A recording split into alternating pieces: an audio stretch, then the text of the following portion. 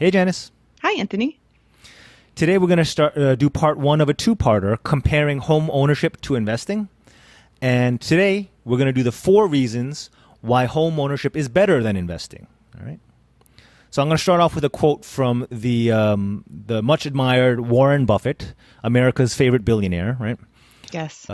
All things considered, and this is a quote from Warren Buffett. All things considered, the third best investment I ever made was the purchase of my home.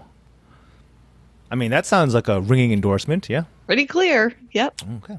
So with that, to start us off, let's start off with a few assumptions because in this part and in the next episode, we'll be comparing home ownership to investing, but we need some sort of baseline assumptions so you understand what we're comparing, okay? So for the purposes of this sort of argument or thought process, thought experiment, we're going to assume that over your lifetime, that your mortgage payments, tax and maintenance, including your amortized capital costs, will roughly equal similar housing for free market rent. Does that make sense so far? Why don't you explain that a little bit further? Sure. So if I wanted to buy a house right now, right? Let's assume 20% down, normal, nothing crazy, not all cash, not all leveraged, and then I have my taxes and my homeowners association's fees.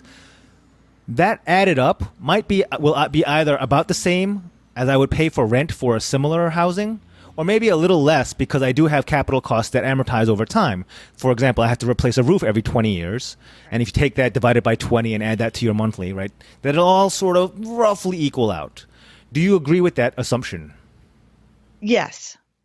A Is that little the case bit. It is. It depends on the area, too, with the rent. In our area in particular, it was way more expensive to rent than it was to purchase. Oh, interesting. Yes. Some of the houses in our development are actually rented at a cost higher than our mortgage. Yeah, so exactly. It's interesting. Yeah, yeah. I mean, it's definitely going to ebb and flow based on market forces. I really, don't even pretend to understand. And of course, there's going to be pockets where renting is a much better deal than buying, and pockets where buying is a much better deal than renting. But just overall, if you sort of average it all out, it's going to be roughly the same, roughly. Yeah. Rough. And make sure you're comparing apples to apples because people will say, well, look, that walk up in a, brownstone in that sketchy neighborhood is the same square footage as your luxury condo. So what happened to your, look, those are clearly different. Just apples to apples, please. Right. Right. Like that was a very city example. The burbs to the city, we do not compare because it's very different. Correct. Right. Exactly. Okay. So as long as we are all on the same page. Yes. So for those purposes, housing cost. The reason I bring this up is because for the purposes of our experiment, we're going to think that housing cost nets out. Because one of the main arguments is that when you buy a home, you're not just investing, but you're also getting free housing. And I'm saying no, because your rent is going to be about the same as what you're paying for mortgage service, tax, maintenance, long-term maintenance, capital improvements, homeowners associations, things like that. Yes. Right? Very good. So what we're really comparing is your down payment and any other sort of large mortgage reduction payments you make. Sometimes people are like, oh, cool, I got 10,000 bucks. Boom, knock out 10,000 off my mortgage. We're going to add those together and compare that to what would happen if you put that same amount of money in the market. Okay. Are we all clear? I'm clear. You didn't see A Few Good Men? You're supposed to say crystal. Crystal clear, yeah. All right. All right. So the first reason why home ownership can be better than investing, it's pretty simple. Home ownership is super familiar, right? You can literally touch and feel your investment. Like, oh, there it is. I mean, you can't. I'm making a knocking noise. I don't know if you can hear. Right. I did hear. Yeah. Okay. Right. You live in it. That's actually the huge one. I should have finished with that. But you live in it. You play in it. You eat in it. You sleep in it. I mean, it's so tangible. Of us work in it. Yes. Exactly. Some of our offices are in it. Right. Compare that to investments, where you see like a little squiggly line plus either a green arrow up or a red arrow down, which sort of dictates your mood, I guess. Right. When you see it like fluctuating down. That's a bad day. So that just feels a lot more sort of academic or just ephemeral versus, look, worst case scenario, if the markets crash, even if the value of my house goes to the toilet, at least I have somewhere to live, right? There's that you feel like the safety of it. Yep. Right.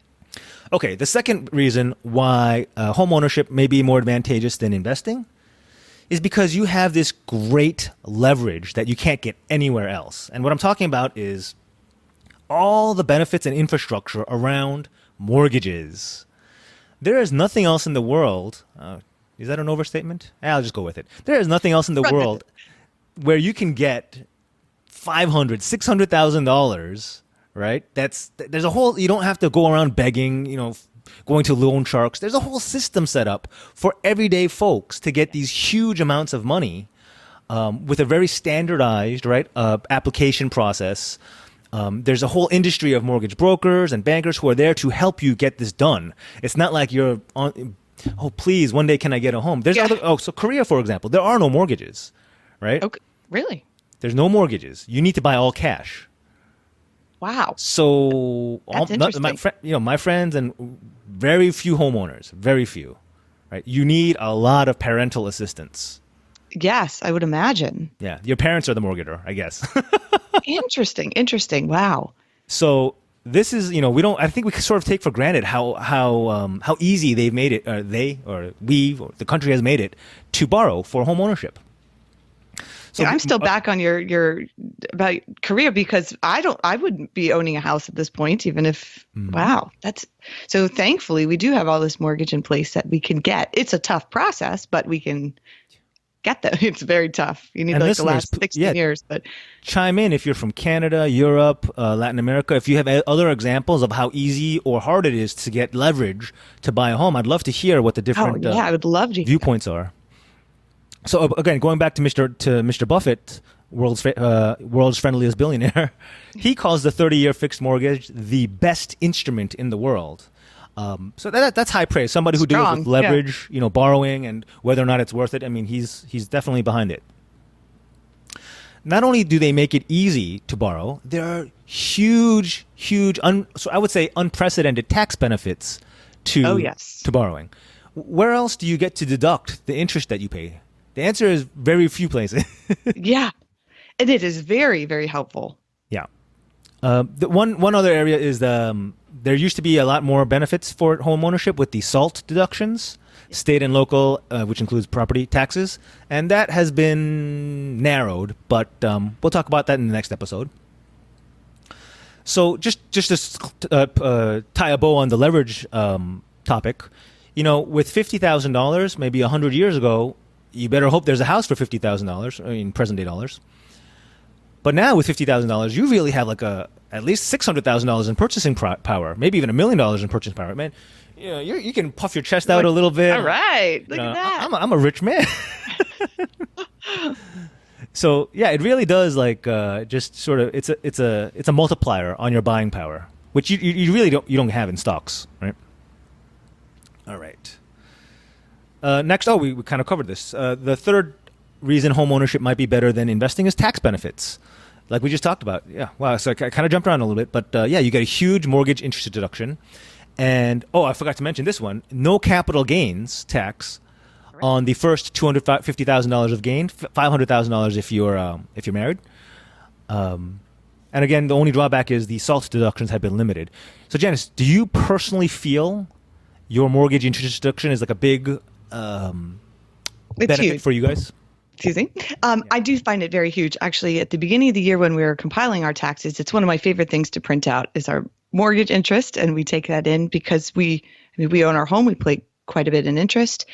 It means the difference between us paying an astronomical amount of taxes or just a reasonable amount of taxes. It really does help us in the long term. Is it mostly the mortgage interest, or is it the mortgage interest and the SALT deductions?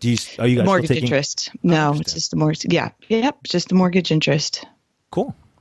All right. So for us, it's definitely we like the investment of the house. I mean, It works for us. It doesn't work for everybody. Yeah. But like I said, renting would be the same, if not more. And there's no investment in the end. And now we look at this, our house, my office, as our retirement. This box, these four walls, I'm going to talk about with that later. I'm working on a whole chapter on my upcoming book. Title to be determined, but something about how to save for retirement. Once it's up, I'll add it to the show notes. But yeah, home ownership and how it fits into your retirement plan. Yeah. Yes. Yeah. No, it can go a lot of different ways. It's an interesting topic. Yes. Yeah. Okay, so the last reason why homeownership may be better than investing is it is one of the ultimate ways to force savings. Yes. Right? So if you're not, I don't want to say if you're not disciplined, because nobody's going to want to say that they're not disciplined. But if you benefit from structured savings, let's put it that way, a mortgage is one of the best way to go, because every month that you're making that payment to make sure you have a roof over your head, right? You also happen to be paying down the debt on this huge equity that you're building up, right? Correct. And it's required. You can't just not pay your mortgage. I mean, you could, but that's a whole nother podcast. But I mean, you have to pay. Yep.